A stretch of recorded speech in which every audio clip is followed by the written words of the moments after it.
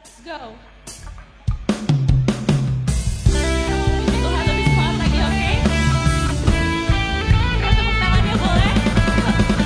Tepuk tangannya semua ya. Sama-sama kita katakan.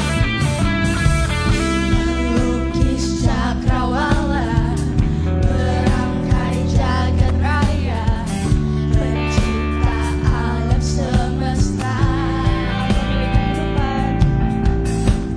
pemilik kehidupan yang sanggup menyelamatkan, ialah jalan kebenaran.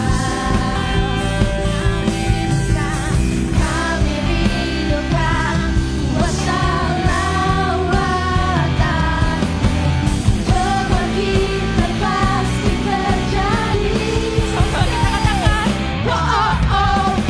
Datanglah dan bertata, kuat dan berkuasa, saat hati bersatu, menaikkan pujian, belenggu dikatakan, mujizat dinyatakan. Oh, great is our God. Kita mau katakan sekali lagi dari awal. Pemilik kehidupan. Lagi dengan penuh semangat ya.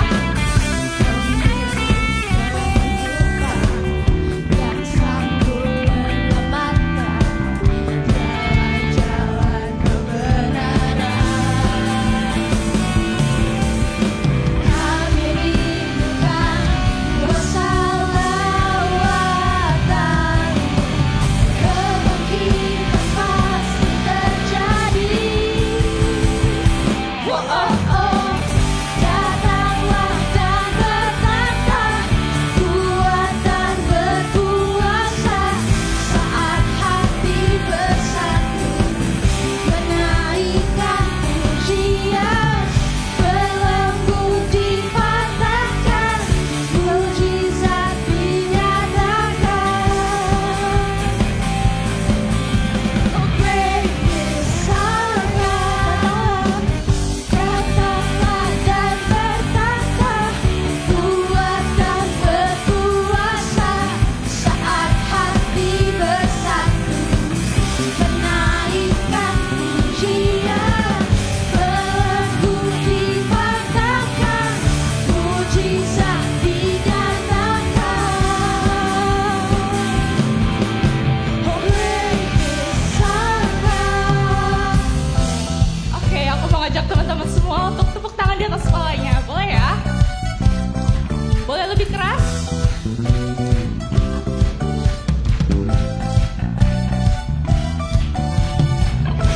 Mau menuju Tuhan lebih semangat lagi ya.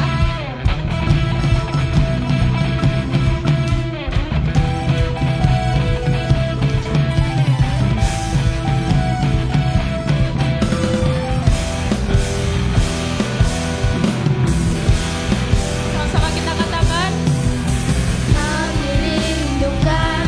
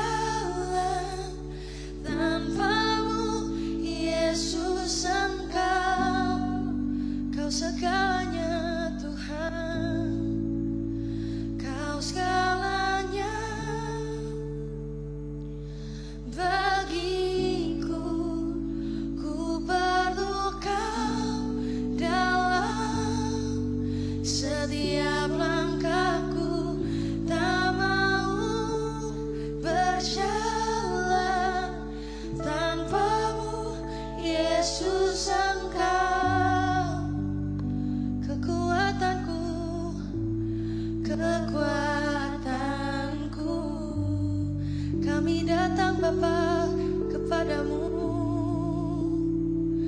Kami mau memuji-Mu Tuhan. Mari teman-teman Impact Youngsters, tundukkan kepalamu, angkat tanganmu, berserah kepada Tuhan. Kasih waktu 2-3 menit untuk sama-sama kita bergumul, kita merenungkan setiap kebaikan yang telah Tuhan berikan kepada hidup kita.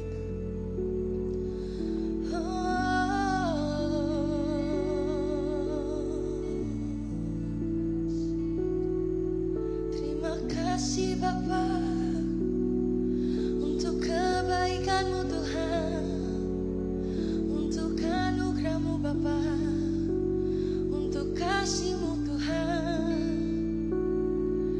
Kau indah Bapa, Kau ajaib Tuhan. Ini kami Bapa datang kepadamu. Kami rindu Tuhan akan kebaikan-Mu Bapa, akan kesetiaan-Mu Tuhan. Kami datang padamu.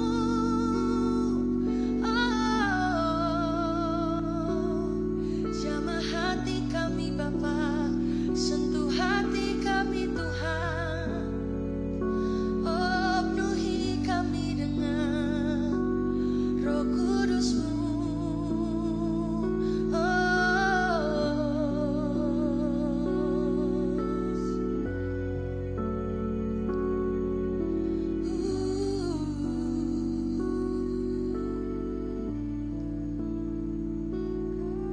Terima kasih Tuhan, terima kasih Bapa.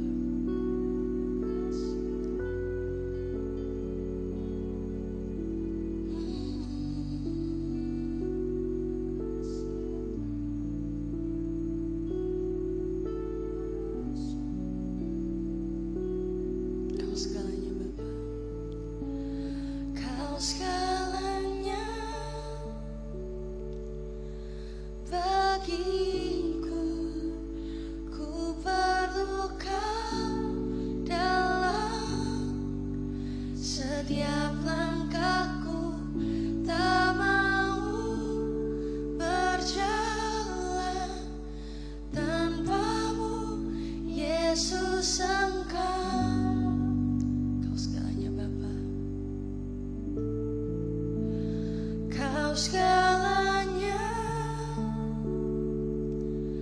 bagiku. Ku perlu Kau dalam setiap langkahku. Tak mau berjalan tanpa-Mu, Yesus Engkau. Kekuatanku, kekuatanku. Kami bersyukur Tuhan, Engkau sungguh baik. Anak-anak Tuhan ada berkumpul pada siang ini di tempat ini. Kami percaya semua karena Tuhan baik buat setiap kami, Tuhan sayang kami sehingga Tuhan bawa kami ke tempat ini. Dan kami sebentar lagi mau sama-sama belajar Tuhan, mendengarkan firman-Mu. Tuhan urapi setiap kami satu persatu Tuhan. Minta hikmat, kami minta hikmat dari Tuhan untuk kami bisa mengerti firman Tuhan. Dan kami percaya firman yang kami dengar akan tertanam dalam hati kami. Kami mau memperkatakannya Tuhan, kami mau merenungkannya, dan kami mau melakukan firman itu sehingga firman itu menjadi firman yang hidup untuk setiap kami. Terima kasih Tuhan, berbicara pada setiap kami karena kami anak-anak-Mu siap untuk mendengar. Amin. Apa kabar semua? Setiap orang dalam hidup ini pasti kita diperhadapkan kepada pilihan-pilihan. Ya nggak, teman-teman? Setiap hari, contoh hari ini, mau pakai baju apa punya pilihan nggak? Punya. Tapi apakah udah kebayang dari kemarin, besok mau ke ibadah aku pakai baju A, B, atau C. Tapi semua kita punya pilihan. Terus mau pakai transportasi apapun punya pilihan juga nggak? Hari ini mau duduk sama siapa sebelahnya, mau di baris keberapa, udah punya pilihan belum? Udah punya pilihan? Atau nanti random mah, Aku mau duduk di mana aja deh, yang penting kiri kanannya paling nggak aku kenal. Gitu. Nah, dalam hidup ini kita tuh punya pilihan. Nah, kita mau belajar sama-sama bahwa kita tuh butuh hikmat. Dan tema siang hari ini adalah discernment. Yuk sama-sama ngomong discernment. Nah, apa sih arti discernment? Kalau bahasa Indonesianya itu adalah kebijaksanaan. Bijaksana ya, atau wisdom. Nah, discernment adalah kemampuan untuk membedakan mana yang benar, mana yang salah, true or right, and what is false and wrong. Begitu banyak pilihan, jadi kita tuh diperhadapkan sama pilihan tiap hari. Nah, kita itu diberikan kemampuan sebetulnya sama Tuhan untuk membedakan pilihan-pilihan yang ada itu mana sih yang baik buat aku dan yang tidak baik buat aku. Nah, dalam bahasa yang lebih dalam lagi, discernment, yuk sama-sama ngomong lagi. Discernment is the ability to think biblically. Jadi kemampuan kita, anak-anak Tuhan nih, semua kita anak-anak Tuhan, untuk kita bisa berpikir, untuk kita bisa bertindak, itu sesuai dengan firman Tuhan. To the ability to think biblically. Kita akan buka firman Tuhan ya, bahwa dalam kita memutuskan dalam setiap apapun ini kita butuh hikmat Tuhan. Nah, Amsal 8 itu berbicara tentang hikmat, tapi kita mau baca ayat 35 sampai 36. Kita baca sama-sama ya. Ini soal hikmat ya. 1 2 3. Karena siapa mendapatkan aku, ayo sama-sama. Oke, keluarin suaranya. Oke, 1 2 3. Karena siapa mendapatkan aku, mendapatkan hidup, dan Tuhan berkenan akan dia. Tetapi siapa tidak mendapatkan aku, merugikan dirinya. Semua orang yang membenci aku, mencintai maut. Nanti teman-teman, youngsters, baca ayat Amsal 8 secara utuh. Ayat 1 sampai 36. Amsal 8 itu berbicara soal hikmat.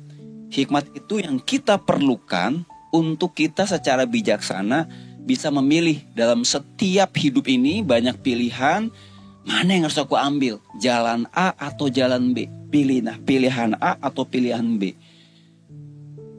Kita butuh hikmat. Nah, jadi kalau Kak Adon bisa ngomong, bahasanya gini. Karena aku itu adalah hikmat. Karena siapa mendapatkan hikmat, mendapatkan hidup. Dan Tuhan berkenan akan dia. Tetapi siapa tidak mendapatkan hikmat, merugikan dirinya. Semua orang yang membenci hikmat, itu mencintai maut. Jadi orang yang dekat sama hikmat, kata Tuhan, itu akan merasakan hidup yang luar biasa. Pernah kita baca ya, kita berdoa Bapa kami, di bumi seperti di surga. Nah, itu karena kita punya hikmat juga untuk menjalani hidup ini. Segala sesuatu, persahabatan, pertemanan, terus bagaimana ada di keluarga, bagaimana sikap kita di sekolah, bagaimana kita sikap kita sebagai anak-anak di rumah, perlu namanya tuntunan hikmat untuk kita bersikap. Dalam bersahabat aja, dalam menentukan ini teman yang baik buat aku apa enggak gitu. Memilih ekstrakurikuler atau apapun, kita juga butuh hikmat. Nah, Amsal 14 ayat 12 mengatakan seperti ini, adik-adik. Ada jalan yang disangka orang lurus, tetapi ujungnya menuju maut. Jadi dalam hidup ini begitu banyak pilihan. Dan kalau kita nggak punya hikmat, kita bisa mikir gini, ini kayaknya pilihannya bagus deh buat aku. Ini kayaknya makanannya oke deh buat aku. Ini kayaknya teman ini oke deh buat aku. Nah, itu tertulis dalam Amsal 14. Ada jalan yang disangka orang lurus. Kita pikir baik, tetapi ternyata ujungnya Amsal mengatakan membawa menuju kepada maut. Artinya merugikan kita, artinya merusak kita. Nah, di Alkitab itu ada kisah yang luar biasa tentang bagaimana hikmat dalam memilih. Siapa yang pernah dengar soal Abraham dan Lot? Ada yang pernah dengar nggak? Abraham dan Lot. Nah, ini kisah dari Abraham dan Lot ya. Abraham dan Lot. Abraham itu seorang paman, nah Lotnya ini keponakannya. Mereka berdua ini sama-sama diberkati Tuhan, teman-teman. Mereka sama-sama diberkati Tuhan. Dan mereka ada di satu area yang sama. Mereka punya karyawan yang banyak. Jadi peternakan mereka berlimpah ruah, diberkati Tuhan. Abraham punya karyawan, punya staf. Lot juga punya staf. Suatu ketika, karena sebegitu banyak berkembangnya usaha yang mereka berikan sama Tuhan kepada mereka, karyawannya Abraham sama karyawannya Lot tuh bertengkar. Awalnya akur-akur aja, tapi kemudian pada satu titik kayaknya udah sulit deh kalau disatukan. Nah, akhirnya Abraham sang paman itu akhirnya bilang sama Lot, "Oke deh, kita pilih deh. Kalau kamu ke kiri, pilih ke kiri, aku ke kanan," kata Abraham. "Kalau kamu pilih ke kanan, aku yang pilih ke kiri." Itu tentang daerah atau area di mana Abraham akan tinggal dan Lot akan tinggal. Nah, kita lihat bagaimana kisahnya. Ini kisah Abraham dan Lot. Jadi Abraham sama Lot, paman dan keponakan, itu Abraham mempersilahkan. "Oke, kamu lihat deh seluruh daerah." Jadi Lot dipersilahkan sama Abraham buat lihat keponakannya, karena keponakannya. Jadi dilihat seluruh keadaan. Kejadian 13 mengatakan seperti ini, ayat 9-11. "Bukankah seluruh negeri ini terbuka untuk engkau? Baiklah, pisahkan dirimu daripadaku. Jika engkau ke kiri, maka aku ke kanan. Jika engkau ke kanan, maka aku ke kiri." Nah, ini yang Lot lakukan. Lihat teman-teman, perhatikan. Mengenai pilihan-pilihan. Jadi Abraham lagi lihat deh semuanya. Lu boleh pilih. Lot boleh pilih. Itu sama dengan kita dalam kehidupan ini begitu banyak pilihan. Apalagi seusia teman-teman nih. Pilihannya begitu banyak. Karena lagi masa-masa kreatif ya. Kreatif tuh pilihannya banyak, pemikirannya banyak, luar biasa. Nah, lihat yang Lot lakukan. Lalu Lot melayangkan pandangannya dan dilihatnya lah bahwa seluruh lembah Yordan banyak airnya. Air dibutuhkan untuk ternak ya. Untuk ternak, untuk domba-domba ya. Dan mereka, Lot maupun Abraham punya ternak yang begitu banyak. Nah, si Lot nih lihat nih. Lembah Yordan banyak airnya. Seperti taman Tuhan. Seperti tanah Mesir sampai ke Zoar. Lalu lihat berikutnya. Dia hanya lihat itu baik buat Lot. Jadi Lot berpikir bahwa yang aku lihat ini baik. Yang aku lihat ini menguntungkan aku. Tapi ayat 13 dikatakan, hal itu terjadi sebelum Tuhan memusnahkan Sodom dan Gomora. Sebab itu Allah memilih baginya seluruh lembah Yordan itu. Lalu ia berangkat ke sebelah timur dan mereka berpisah. Jadi akhirnya daerah yang timur itu dipilih sama Lot. Ini daerah gue ya. Lalu daerah yang kanan itu daerahnya Abraham. Tapi Lot yang pilih ya. Tadi Abraham yang kasih kesempatan nih. Diberikan kesempatan. Kamu yang pilih. Setelah kamu pilih, aku ikuti yang gak kamu pilih. Nah, Lot melihat kayaknya itu baik buat dia. Kayaknya itu menguntungkan buat peternakannya. Kayaknya itu tanah yang subur, tanah yang hijau, banyak air yang berlimpah. Maka Lot pilih itu. Ternyata karena Lot tidak memakai hikmat. Lot tidak tahu bahwa pilihannya itu pada suatu ketika itu ngalami, kalau teman-teman baca di Alkitab, kisah Sodom dan Gomora. Jadi pilihannya Lot ternyata pilihan yang salah karena tidak memakai hikmat. Sedangkan di sermon tadi, sesuatu yang bijak adalah kemampuan untuk bisa membedakan mana yang baik dan mana yang tidak baik dalam hidup ini. Karena Lot gak pakai hikmat, dia pikir itu baik, ternyata membawa kehancuran bagi hidupnya, membawa kehancuran bagi keluarganya. Akhir kisahnya adalah ketika Sodom dan Gomora di bumi hanguskan oleh Tuhan dengan ada bola api dari atas ke Sodom dan Gomora. Itu daerah di mana Lot pilih. Bahkan istrinya itu menjadi tiang garam. Jadi yang tadi kita baca di dalam Amsal 14 ayat 12.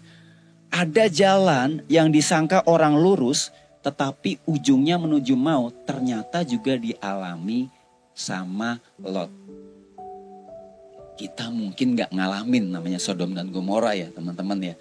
Tetapi Tuhan udah ingatkan, begitu banyak pilihan dalam hidup, butuh hikmat dari Tuhan, butuh tuntunan dari Tuhan, butuh pengertian dari Tuhan, supaya kita sebagai anak-anak muda tidak salah dalam memilih begitu banyak pilihan yang disodorkan kepada kita.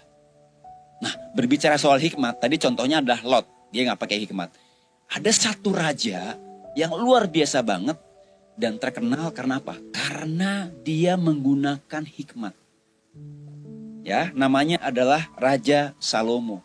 Raja Salomo itu masih muda ketika dia menggantikan ayahnya yaitu Raja Daud sebagai raja. Jadi masih muda, nggak punya pengalaman yang banyak. Pada suatu ketika, Raja Salomo dalam menjalankan pemerintahannya, itu kayak sekarang ya. Kemarin itu kita dipimpin sama Presiden Jokowi, sekarang sama Presiden Prabowo. Mereka harus punya hikmat dalam menjalankan pemerintahan. Nah, Raja Salomo pada saat dia memimpin sebagai raja masih muda dan belum berpengalaman. Ternyata punya satu kisah yang sangat menarik.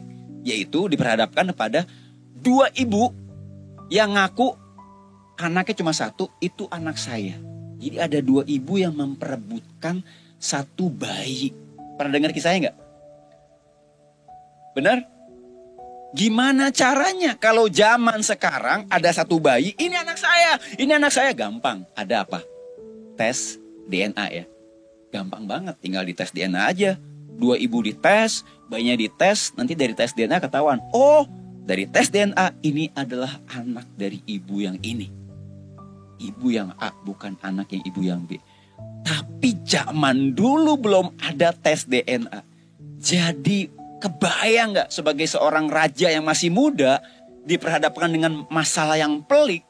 Gimana aku harus menentukan bahwa bayi ini adalah milik dari salah satu ibu ini dan gak boleh salah. Nah, kita buka 1 Raja-Raja 3 ayat 25 sampai 28. Kata raja, ini kata Salomo, akhirnya dapat hikmat. Gimana caranya menyelesaikan pertengkaran dua ibu yang memperebutkan bayi. Tahu nggak teman-teman hikmatnya apa? Ini di luar pemikiran ini. Ini out of the box ini. Ini di luar rata-rata. Hikmatnya Salomo begini. Penggalah anak yang hidup itu menjadi 2. Dan berikanlah setengah kepada yang satu. Dan yang setengah lagi kepada yang lain. Kebayang nggak? Penjelasannya kayak gitu. Kalau saya ya diberikan kesempatan sebagai raja. Pasti saya akan pakai diskusi atau interview. Kira-kira pengen ngobrol sama si ibu A dan ibu B. Untuk mengetahui kira-kira mana nih yang bohong nih. Mana nih yang ngaku-ngaku nih. Supaya bisa ketahuan. Nggak pakai kayak gini langsung suruh penggal. Teman-teman kebayang nggak? Ini hikmat yang didapat sama Salomo untuk menyelesaikan pertikaian dua ibu. Tapi ternyata gini. Dari hikmat Salomo dengan memerintahkan bayi itu dipenggal. Justru muncullah si ibu asli atau ibu kandung dari bayi itu. Maka kata perempuan yang empunya anak yang hidup itu kepada raja, sebab timbullah belas kasihannya terhadap anaknya itu, katanya, ya tuanku, berikanlah kepadanya bayi yang hidup ini, jangan sekali-kali membunuh dia.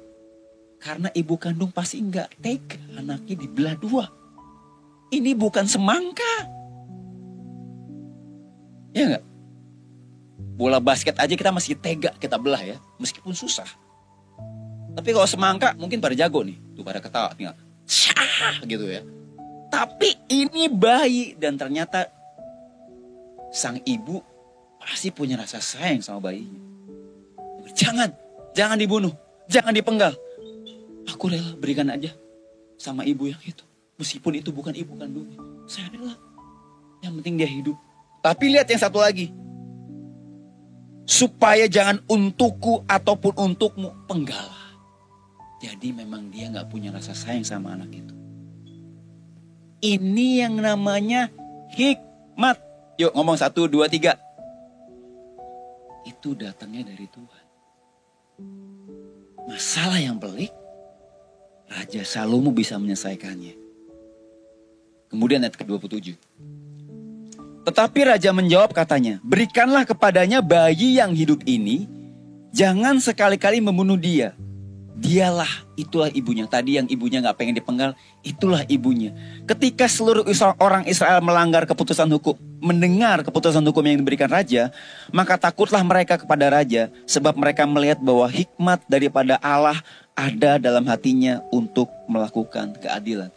Jadi itu rakyat yang melihat rajanya masih muda, belum berpengalaman seperti Raja Daud, tapi melihat hikmat dari Raja Salomo.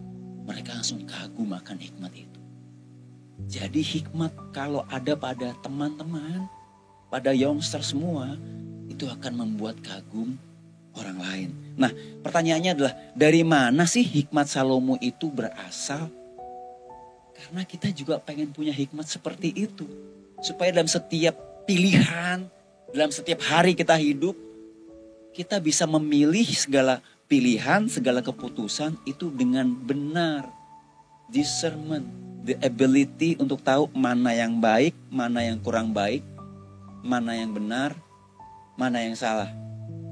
Kita buka dari 1 Raja-Raja 3, 5, 7, dan 9. Ini pada saat Raja Salomo didatangi Tuhan ya. Tuhan menampakkan diri kepada Raja Salomo. Di Gibeon itu Tuhan menampakkan diri kepada Salomo dalam mimpi pada waktu malam. Berfirmanlah Allah, mintalah apa yang hendak kuberikan kepadamu. Maka sekarang ya Tuhan Allahku, Engkaulah yang mengangkat hambamu ini menjadi raja menggantikan Daud ayahku. Sekalipun aku masih sangat muda dan belum berpengalaman, demikianlah hambamu ini berada di tengah-tengah umatmu yang kau pilih. Suatu umat yang besar, yang tidak terhitung dan tidak terkira banyaknya. Maka kata Salomo kepada Tuhan, berikanlah kepada hambamu ini hati yang faham menimbang perkara untuk menghakimi umatmu dengan dapat membedakan antara yang baik dan yang jahat. Sebab siapakah yang sanggup menghakimi umatmu yang sangat besar ini? Jadi bayangkan, Tuhan yang Maha Kuasa itu datang menampakkan diri sama Salomo. Dan ngomong gini sama Salomo, kamu minta apa? Adik-adik, kalau Tuhan datang terus ngomong, kamu mau apa? Apa yang kita minta kira-kira?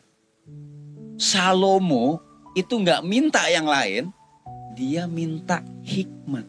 Maka di ayat berikutnya, 1 Raja-Raja 4, 29-31, Allah ngomong gini. Dan Allah memberikan kepada Salomo hikmat dan pengertian yang amat besar, serta akal yang luas seperti dataran pasir di tepi laut. Saya ulangi ya. Dan Allah memberikan kepada Salomo hikmat dan pengertian yang amat besar, serta akal yang luas seperti dataran pasir di tepi laut. Nah, hikmat yang Tuhan berikan ini dahsyat banget teman-teman. Sehingga hikmat Salomo melebihi hikmat segala Bani Timur dan melebihi segala hikmat orang Mesir. Ia lebih bijaksana daripada semua orang dan pada Etan, orang Ezrahi itu, dan pada Heman, Kalkol dan Darda, anak-anak Mahol. Sebab itu ia mendapat nama di antara segala bangsa sekelilingnya. Kalau kita dipenuhi hikmat seperti Salomo, maka kita mungkin belum memimpin sebuah kerajaan. Salomo diberikan hikmat untuk memimpin kerajaan. Kita perlu hikmat untuk kita bisa memimpin hidup kita sendiri. Amin. Tuhan berikan hikmat kepada anak-anak muda ini, kepada kita, saya dan teman-teman, untuk kita mengelola hidup kita, ngejalanin hidup kita, supaya hidup kita baik seperti yang Tuhan tetapkan untuk setiap kita. Nah, itu contoh Salomo. Salomo tahu bahwa hikmat itu begitu penting. Nah, sekarang kita lihat contoh ketiga. Contoh ketiga adalah hikmat dari Yusuf. Tadi Lot, Salomo, sekarang Yusuf. Yusuf itu dibuang ke sumur sama kakak-kakaknya, lalu dijual sebagai budak, ada di rumah Potifar, bekerja di sana, sampai akhirnya difitnah masuk ke penjara. Sebelum ke istana. Tetapi hikmat yang dimiliki Yusuf meskipun ada di penjara itu gak bisa tersembunyi. Ini pelajaran yang penting buat kita semua. Setiap orang yang punya hikmat itu pasti akan bersinar. setiap orang yang punya hikmat itu pasti akan dibutuhkan. Nah, pada saat itu Mesir mengalami masalah kelaparan, di mana Mesir harus mengelola panen yang ada supaya pada saat kelaparan nanti mereka bisa keluar dari masa-masa kelaparan dan bisa juga membantu negeri-negeri lainnya. Yusuf itu dari Israel, bangsa Yahudi, dia orang Ibrani. Tapi waktu dibuang oleh kakak-kakaknya dan masuk ke penjara, itu adalah cara Tuhan untuk menolong bangsa Israel pada waktu kelaparan. Ditolong sama Yusuf yang Tuhan taruh ada di Mesir. Fir'aun gak tahu bagaimana cara menyelesaikan masalah itu, teman-teman. Dan hikmat yang ada pada Yusuf itu bisa membantu bangsa Mesir untuk keluar dari permasalahan. Di Kejadian 41 kita baca. Lalu berkatalah Fir'aun kepada pegawainya. Jadi semua orang gak bisa menerjemahkan mimpi dari Fir'aun itu ya. Tetapi Yusuf bisa. Mungkinkah kita mendapatkan orang seperti ini, itu nunjuk kepada Yusuf, seorang yang penuh dengan roh Allah. Kata Fir'aun kepada Yusuf, oleh karena Allah telah memberitahukan semuanya ini kepadamu, tidaklah ada orang yang demikian berakal budi dan bijaksana seperti engkau. Jadi seorang Fir'aun, seorang raja dari Mesir aja mengakui hikmat yang Tuhan taruh kepada Yusuf, yang menolong Mesir bisa menyelesaikan masalahnya. Jadi hikmat itu begitu penting. Nah pertanyaannya, kalau Salomo diberikan hikmat, Yusuf diberikan hikmat, siapa di sini yang mau hikmat dari Tuhan? Semua pengen hikmat dari Tuhan. Kak Adon juga pengen dapat hikmat dari Tuhan. Terima kasih buat tangan-tangan yang terangkat. Berita baiknya, ini ada berita baiknya. Tuhan itu memberikan hikmat kepada setiap kita. Ya, dari mana, bagaimana kita memperoleh hikmat? Kita punya iman kepada Tuhan. Dalam Matius 7 ayat 7-8, mintalah hikmat kepada Tuhan. Apa yang menjadi dasar iman kita buat minta hikmat sama Tuhan? Kalau Salomo dikasih, aku dikasih nggak? Nah, Matius 7 ayat 7-8. Mintalah, maka akan diberikan kepadamu. Carilah, maka kamu akan mendapat. Ketoklah, maka pintu akan dibukakan bagimu. Karena setiap orang yang meminta, menerima. Dan setiap orang yang mencari, mendapat. Dan setiap orang yang mengetok baginya, pintu dibukakan. Jadi, kalau kita minta sama Tuhan, minta hikmat, minta apapun sebetulnya yang sesuai sama kehendak Tuhan, Tuhan akan berikan. Seperti Salomo minta Tuhan. Tuhan kan ngomong, Salomo kau minta apa? Dia minta hikmat. Dan kalau kita minta hikmat sama Tuhan, itu Tuhan pasti akan berikan. Ya, kita buka di Yakobus 1 ayat 5-6. Kiranya tadi yang kita baca, mintalah apa saja kepada Tuhan yang sesuai dengan kehendak Tuhan akan dibukakan, akan diberikan buat kita. Nah, Yakobus 1 ayat 5-6. Tetapi apabila di antara kamu ada yang kekurangan hikmat. Nah, kata kekurangan hikmat. Ini berbicara zaman sekarang nih. Pernah lihat gak teman-teman kalian? Itu salah ambil keputusan. Atau pernah lihat ada orang yang salah ambil keputusan lalu menyesal kemudian? Atau pernah lihat ada orang yang, aduh, gue gak tahu harus ngapain nih. Lalu dia stres, lalu dia butuh nasihat. Dia datang kepada orang lain untuk tanya, gue gak tahu harus ngapain. Udah kepepet banget, udah mentok. Dia butuh hikmat. Atau, kalau sekarang zaman Google ya, kalau kita kesasar atau kemana-mana, kita bisa tanya sama Google. Tapi kalau zaman dulu, kalau kita kesasar nanya sama siapa? Sama orang ya.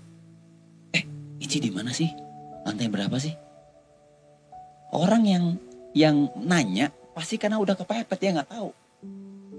Kayak Kak Adon tadi memang agak mepet waktunya, agak mepet gitu ya. Jadi makanya tadi tanya sama Kak Fani, parkirnya di mana kira-kira? Oh, di P3. Jadi banyak bertanya, butuh hikmat supaya aku bisa sampai sini tepat pada waktunya. Banyak orang saat ini kekurangan hikmat. Tetapi apabila di antara kamu ada yang kekurangan hikmat, hendaklah ia memintakan kepada Allah yang memberikan kepada semua orang dengan murah hati dan dengan tidak membangkit-bangkit. Maka hal itu akan diberikan kepadanya. Hendaklah ia memintanya dalam iman dan sama sekali jangan bimbang, sebab orang yang bimbang sama dengan gelombang laut yang diombang-ambingkan kian kemari oleh angin. Sekarang kita sudah baca ini, bahwa kalau kita minta hikmat, maka Tuhan akan berikan kepada kita. Memberikan kepada semua orang dengan murah hati. Artinya Tuhan tuh gak pilih-pilih. Kalau kita minta dengan iman, kita minta dengan kesungguhan, supaya kita bisa apa? Punya hikmat dalam memilih, mengambil keputusan dalam apapun. Siapa yang mau hikmat saat ini? Kita sama-sama berdoa sama Tuhan, supaya Tuhan berikan hikmat. Nah, bahayanya adalah setelah kita minta hikmat dan Tuhan berikan, terkadang ada yang menghalangi kita untuk mengalami hikmat. Apa yang menghalangi? Yang ada pada diri kita kadang-kadang. Kita yang suka merasa tahu. Kita yang suka merasa lebih tahu. Atau kita sering sebut si paling sok tahu. Jadi ketika Tuhan berikan hikmat kepada kita, Tuhan udah ngomong sama kita, kita merasa diri kita bisa. Akhirnya kita gak mendengar dan gak ngikutin hikmat dari Tuhan. Ini contoh ya. Contoh di mana ketika Petrus sudah menjala ikan semalam-malaman dan gak dapat apa-apa, teman-teman. Semalam-malaman gak dapat apa-apa, jadi betul-betul gak dapat ikan satupun. Lalu Yesus memberikan hikmat kepada Petrus yang waktu itu udah kepepet banget. Udah capek banget semalaman gak dapat ikan. Nah, lihat apa yang dikatakan Yesus kepada Petrus. Ia berkata kepada Simon, bertolaklah ke tempat yang dalam dan tebarkanlah jalamu untuk menangkap ikan. Kemudian jawaban Petrus di ayat berikutnya. Guru, telah sepanjang malam kami bekerja keras dan kami tidak menangkap apa-apa. Koma, sampai situ dulu. Jadi yang ngasih tahu Petrus itu adalah Tuhan Yesus. Memang sebelum Tuhan Yesus melayani di usia 30, Yesus adalah seorang tukang kayu. Bapaknya juga tukang kayu. Jadi waktu seorang nelayan gagal, gak dapat semalaman mencari ikan, tiba-tiba ada seorang tukang kayu, dia ngomong, bertolaklah ke tempat yang lebih dalam dan tebarkanlah jalamu untuk menangkap ikan. Petrus itu ahli menangkap ikan dan dia tahu menangkap ikan itu pada waktu malam hari biasanya. Kalau teman-teman punya papa yang suka mancing, itu biasanya di malam hari. Nangkap ikan di malam hari. Tapi ini udah siang hari, ada orang nyuruh nebarkan jala. Dan, yang nelayan tuh siapa? Gua, kata Petrus. Dia ngomong sama Tuhan Yesus.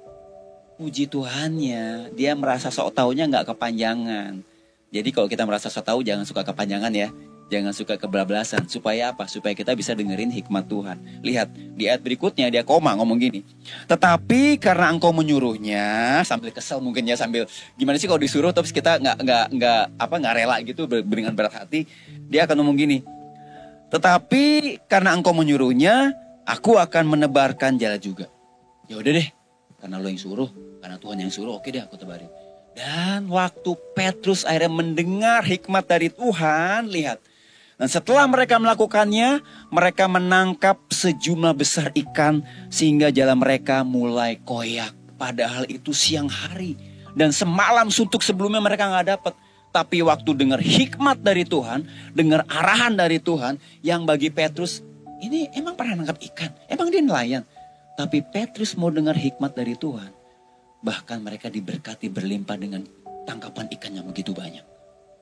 Karena mendengar hikmat. Amin. Cara yang kedua, ini bagian yang terakhir. Bagaimana untuk memperoleh hikmat? Yang pertama tadi adalah berdoa sama Tuhan. Dan kalau sudah berdoa, Jangan pakai pengalaman kita sendiri ya. Jangan sok tahu. Bagaimana kita memperoleh hikmat? Yang kedua, mendengar, memahami, dan mentaati firman Tuhan. Yuk ngomong sama-sama yuk. 1, 2, 3.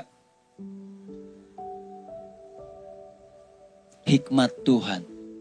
Hikmat Tuhan perlu didengar. Nah, ada ayat yang kita baca sama-sama ya. Kak Don bacakan buat teman-teman. Tentang orang yang bijak dan orang yang bodoh. Dari Lukas 6 ayat 46 sampai 49. Mengapa kamu berseru kepadaku Tuhan, Tuhan, padahal kamu tidak melakukan apa yang aku katakan? Setiap orang yang datang kepadaku dan mendengarkan perkataanku serta melakukannya, aku akan menyatakan kepadamu dengan siapa ia dapat disamakan. Ayat berikutnya. Ia sama dengan seorang yang mendirikan rumah. Orang itu menggali dalam-dalam dan meletakkan dasarnya di atas batu. Ketika datang air bah dan banjir melanda rumah itu tidak dapat digoyahkan karena rumah itu kokoh dibangun. Jadi orang yang mendengarkan firman Tuhan, hikmat Tuhan dan melakukannya seperti orang yang membangun rumah di atas batu. Kalau datang air bah, angin, jadi digoyahkan. Ayat berikutnya. Akan tetapi barang siapa mendengarkan perkataanku tetapi tidak melakukannya, ia sama dengan seorang yang mendirikan rumah di atas tanah tanpa dasar. Ketika banjir melandanya, rumah itu segera rubuh dan hebatlah kerusakannya. Jadi ada dua tipe orang nih. Satu adalah orang yang bijak, satu lagi orang yang bodoh. Ini tentang discernment. Orang yang memilih dalam pilihan hidup bisa salah mengambil keputusan. Nah, orang yang bijak adalah ciri-cirinya orang yang mendengarkan hikmat Tuhan Yesus, kemudian orang yang mengasihi hikmat itu dan yang mentaati hikmat itu. Tetapi orang yang bodoh adalah orang yang cuma dengar, jadi nggak dengar dengan sepenuh hati dan tidak mentaatinya. Amin. Nah, gimana caranya dengar hikmat? Mendengar hikmat, kita harus punya hati yang mendengar. Yuk sama-sama katakan, hati yang mendengar. A listening spirit, roh yang mau mendengar hikmat Tuhan. Mendengar firman Tuhan, mendengar hikmat itu harus dengan sungguh-sungguh. Artinya, mendengar dengan pengertian, mendengar dengan pemahaman. Jadi nggak cuma masuk telinga kanan, lalu keluar telinga kiri. Ini betul-betul mendengar dengan pemahaman. Kalau kita udah punya hati yang mendengar, maka kita nggak cuma ngerti dan memahami hikmat yang kita dengar. Nggak langsung asal tolak. Tadi Petrus mungkin dalam hati gini, aduh, yang lain tuh gue. Tapi Petrus punya hati yang mendengar dan mencoba mengerti. Oke, aku diminta untuk melebarkan jala ke sebelah yang lebih dalam. Oke, aku ikuti. Dan Petrus mau mentaati firman Tuhan itu. Jadi, bagaimana cara kita mendengar? Mendengar dengan kesungguhan. Saat ini kita sedang mendengarkan firman Tuhan. Saat ini kita sedang mendengarkan hikmat dari Tuhan. Seringkali kita nggak dapat hikmat Tuhan apa-apa. Karena apa? Karena kita dipenuhi sama gangguan. Entah mikirin apa, entah handphone yang kita lihat ini, kita lihat apa. Kita jadi nggak dapat hikmat Tuhan. Terkadang kita nggak kasih waktu kita sama Tuhan untuk kita berbicara dan mendengarkan Tuhan. Karena begitu banyak gangguan dalam kehidupan kita. Tahu nggak teman-teman, kenapa gambarnya ini? Karena sosial media yang saat ini ada, screen yang ada, bahkan kegiatan-kegiatan, kesibukan-kesibukan itu membuat kita terdistract. Sehingga apa? Kita terganggu dan kita nggak bisa fokus mendengarkan hikmat dari Tuhan. Lihat deh, semakin generasi itu semakin bertambah. Kayak sekarang generasi terbaru, itu paling lama mereka spend waktunya untuk gadget, untuk cellphone. Nah, Kak Adon berharap ini generasi baru nggak seperti yang dikatakan para peneliti ini. Bahwa semakin bertambah generasi atau semakin generasi kekinian, itu semakin banyak dengan handphone. Sehingga apa? Nggak punya waktu untuk dengerin hikmat Tuhan. Terus penelitian di Amerika nih, 81% orang kalau bangun tidur itu pasti lihat handphonenya selama 10 menit. Jadi boro-boro cari hikmat Tuhan atau mendengar Tuhan. Dan 43% itu teradiksi atau ketagihan sama handphonenya. Dan 66% itu kalau ke toilet selalu bawa handphone. Siapa yang ke toilet bawa handphone? Berarti ada di 66% ini. Ke distract. Kita gak bisa mengenal Tuhan, kita gak bisa mengenal hikmat, kita gak bisa dengar hikmat. Sedikit lagi. Nah, padahal hikmat itu penting banget. Ini seperti membangun rumah. Hikmat itu kayak rancangan yang dibikin sama arsitek. Untuk membangun rumah, itu blueprint. Kita ini lagi membangun kehidupan. Teman-teman masih muda, tapi teman-teman udah punya kehidupan yang Tuhan siapkan yang terbaik. Masa depan yang gilang gemilang. Bukan rancangan kecelakaan, tapi rancangan damai sejahtera. Dan Tuhan udah bikin itu. Maka kita perlu mengerti, memahami, dan menyetujui hikmat dari Tuhan. Kita harus dengar hikmat dari Tuhan. Kalau kita gak dengar hikmat, maka rumah yang kita bangun, pilihan-pilihan yang kita bangun saat ini teman-teman, dalam hidup ini, itu akan seperti apa orang bodoh tadi. Dia bangun rumahnya di atas pasir. Dia bukan di atas batu, dia cuma di atas tanah. Kena banjir, kena badai, hilang semua. Ini kisah nyata. Di Texas September 2008. Ngalamin namanya Hurricane Ike. Teman-teman, ada 200 rumah di situ. Biar cerita ini menginspirasi kita. Ada 200 rumah. Tiap tahun mereka ngalamin badai yang sama. Jadi rumah yang tetap berdiri ini, di mana 199 rumah lainnya hancur kena Hurricane Ike, itu pernah ngalamin badai juga di tahun-tahun sebelumnya. Jadi mereka sama-sama bodoh. Tapi ada satu yang bijak untuk memilih bagaimana setelah kena badai aku membangun rumah ini kembali. Nah, ketika di interview yang pemilik rumah ini ternyata gini, gua pernah kena badai tahun-tahun sebelumnya. Makanya dia datang kepada seorang arsitek yang ahli membangun rumah yang anti badai. Dia cari hikmat untuk bangun rumah anti badai. Mungkin zaman dulu kena tahu ya rambut anti badai. Jadi kena angin nggak apa dia nggak hilang gitu ya, kayak rumah ini anti badai. Kenapa? Dia bertanya, dia mencari hikmat yang benar. Dan dia ikuti membangun rumah, pilih material bangunannya seperti apa. Akhirnya si pemilik rumah ini memilih untuk mendengarkan dan mengikuti arahan dari arsitek ini. Dan terbukti pada September 2008 ketika Hurricane Ike badai ini menerpa 200 rumah di satu klaster ini. Hanya rumah ini yang tetap berdiri teguh. Pertanyaannya sekarang, dalam hidup ini kita butuh hikmat apa tidak? Kita butuh hikmat Tuhan. Karena setiap pilihan yang kita ambil dalam hidup ini, itu menentukan kuatnya masa depan kita. Cita-cita kita, rumah yang kita bangun. Kita mungkin gak seperti bangun rumah ya. Tapi pilihan teman-teman dalam setiap hari, dalam begitu banyak pilihan yang teman-teman pilih, teman, atau apapun yang dilakukan, sekolahmu di mana, itu butuh hikmat dari Tuhan. Setiap keputusan yang kita ambil. So, mari sama-sama kita berdoa, supaya Tuhan memberikan hikmat buat setiap saya dan teman-teman semua. Mari sama-sama kita berdiri. Terima kasih Tuhan Yesus untuk firman-Mu. Terima kasih buat kebenaran firman-Mu. Kami belajar dari kesalahan Lot. Dia hanya melihat segala sesuatu yang dilihat itu baik.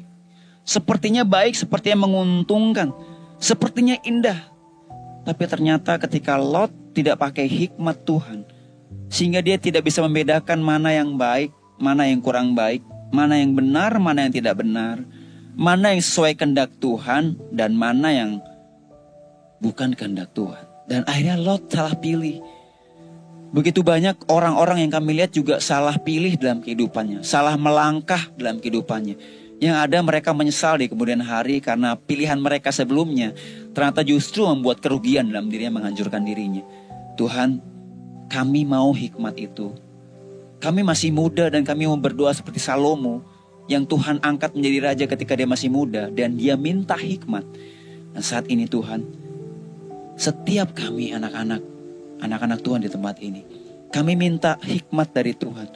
Bukankah Tuhan mengatakan, barang siapa kekurangan hikmat, hendaklah dia meminta kepada Tuhan. Dan saat ini Tuhan, kami rendahkan diri kami untuk kami minta hikmat Tuhan. Dan kami siap menerima hikmat-Mu. Penuhi kami Tuhan dengan hikmat dari Tuhan. Supaya menolong kami, memimpin kami untuk kami memilih setiap keputusan-keputusan yang ada, pilihan-pilihan yang ada. Itu sesuai dengan yang Tuhan kehendaki. Dan Tuhan, ajar kami untuk punya telinga yang mendengar, hati yang mendengar dengan kesungguhan, hati yang mendengar sampai kami mengerti dan memahami hikmat Tuhan. Kami tidak menolak hikmat-Mu, tapi kami mau mengerti, memahami, dan kami mau mentaatinya. Terima kasih Tuhan Yesus.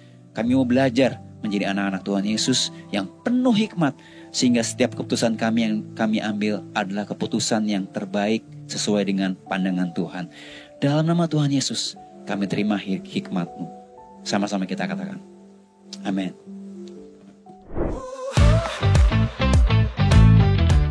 Bagi saudara-saudara yang diberkati Impact Community Indonesia dan ingin memberikan persembahan atau donasi, dapat disalurkan ke rekening Bank Gereja Impact Community Indonesia dan Yayasan Tangan Pengharapan, serta QR Code BCA Mobile, GoPay, OVO, Dana, Shopee, dan Link Aja. Ibadah Impact Community Indonesia menjadi 5 sesi. Ibadah jam 8 pagi, jam 10, jam 12 siang, jam 3 sore, dan jam 5 sore. Seluruh ibadah berlangsung on-site di Mall of Indonesia, lantai P3, Kelapa Gading, Jakarta Utara. Bagi jemaat yang ingin mengikuti secara online, ibadah live streaming dapat diikuti pada pukul 10 pagi waktu Indonesia Barat di YouTube Impact Community Indonesia.